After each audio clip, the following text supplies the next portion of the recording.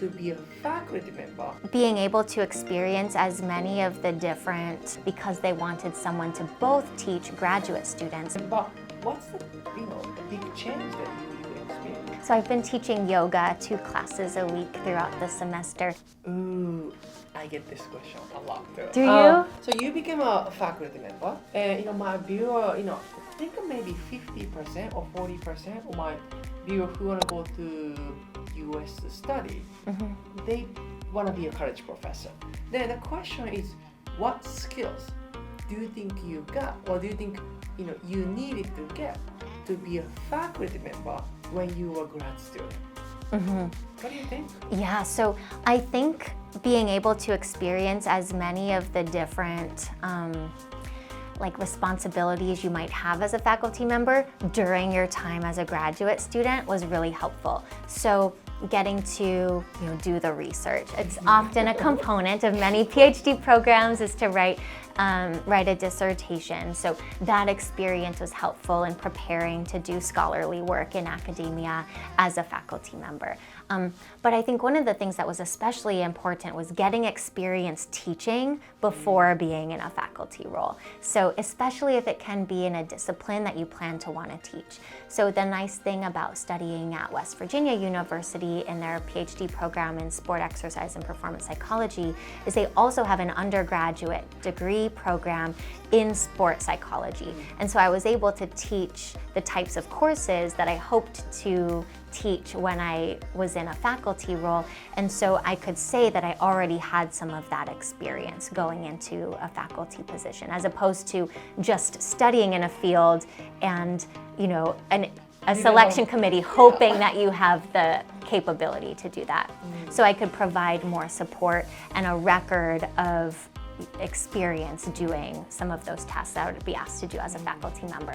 Yeah, one of the things that I also kind of pay attention, when I was a PhD student was try to teach not only just as many as class possible, but different types of classes. Then I think I taught sport and exercise psychology class during my first 2 years. And I actually requested to change the course to something else so that I'm going to have a different teaching experience. And I taught motor development course. Then I worked as a teaching assistant for my mentor to basically teach motor learning and control. These 3 courses are, I think, really helpful for me before we get the job. But how many courses did you teach? How many different types of courses did you teach? Yeah, no, I think that piece, that point you made was so important, that if you can get experiences teaching multiple different subjects, that allows you to be more versatile as an instructor, and you never know which jobs are going to be open. So maybe it's in motor learning, maybe it's in sports psychology, but because you have experience teaching in both disciplines, you're a more well-rounded candidate to apply to a variety of positions. So I think that's a very smart move.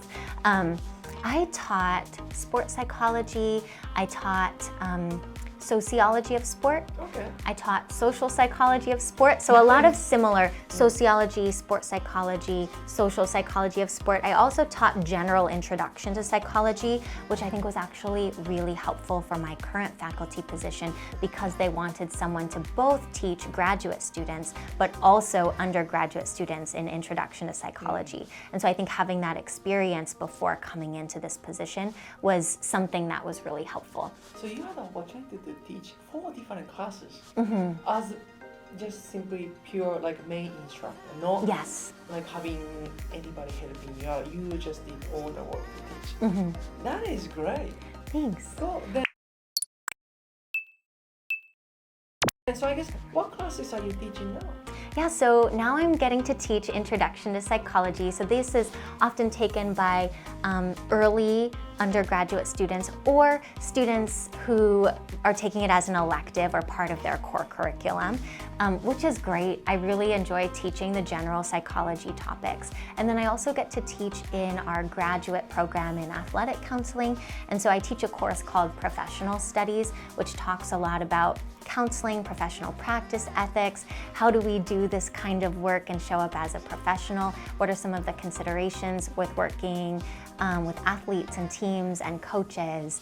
And a little bit of NCAA rules if we're working with athletes in college and those sorts of topics. And then I also teach a class called Lab in Counseling Athletes, and that one is team taught. So there's a lab component where students practice counseling each other in role plays, and there's a classroom component. That's the part I teach, where we talk about a lot of sensitive issues that might come up in a counseling setting with humans in their lives holistically, even beyond performance.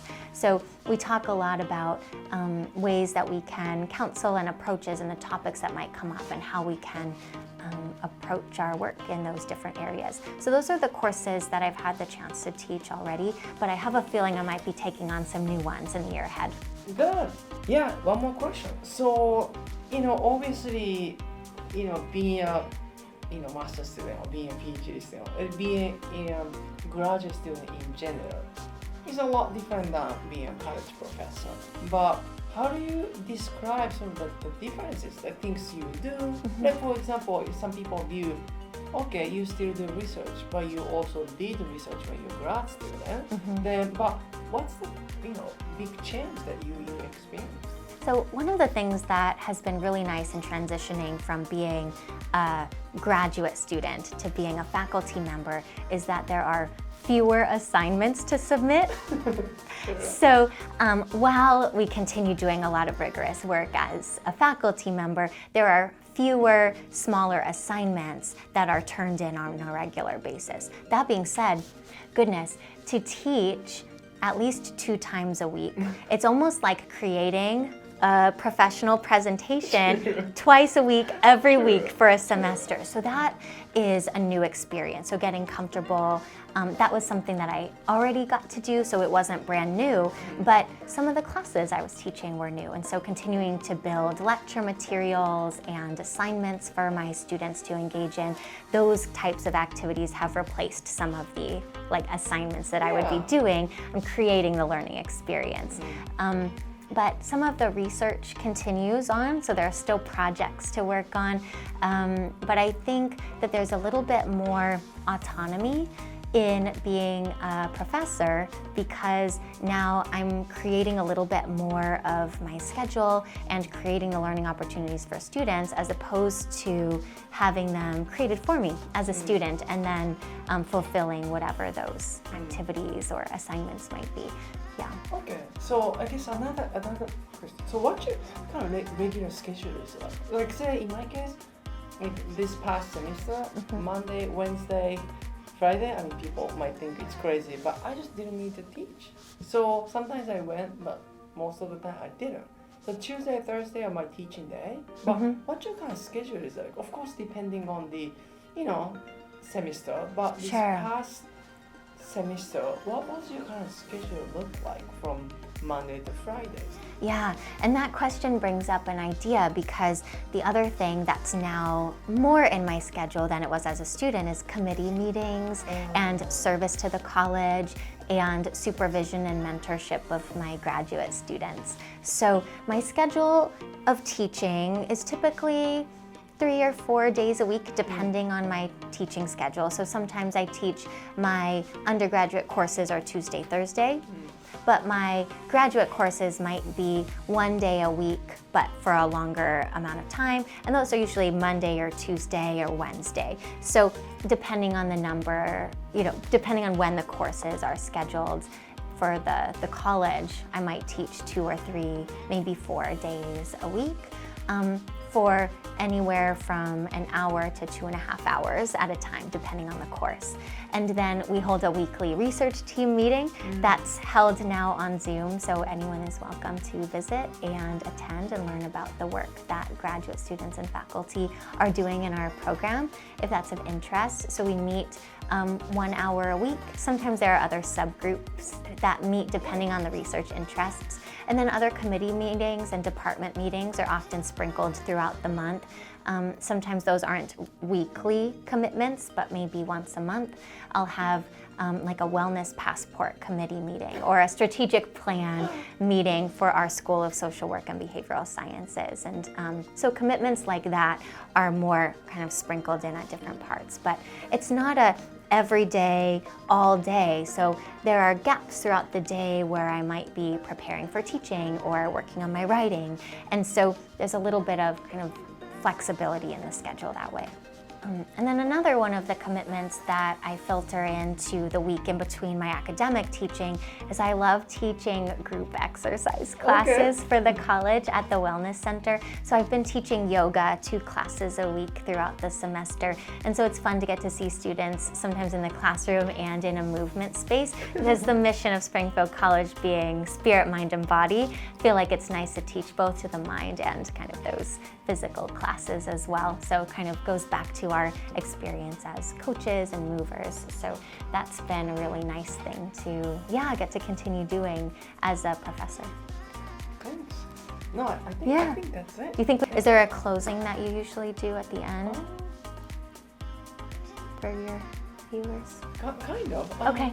まあ、よかったって場合の高評価ってよかったらね、すごいありがたい。よろしくお願いします。これね、結構ね、YouTube のアルゴリズムにすごい大事なんですよ。まあでもね、また違うところでね、お会いしたいと思います。それでは皆様と YouTube でお会いしましょう。We Really Talks. That's it. Yay! Yay!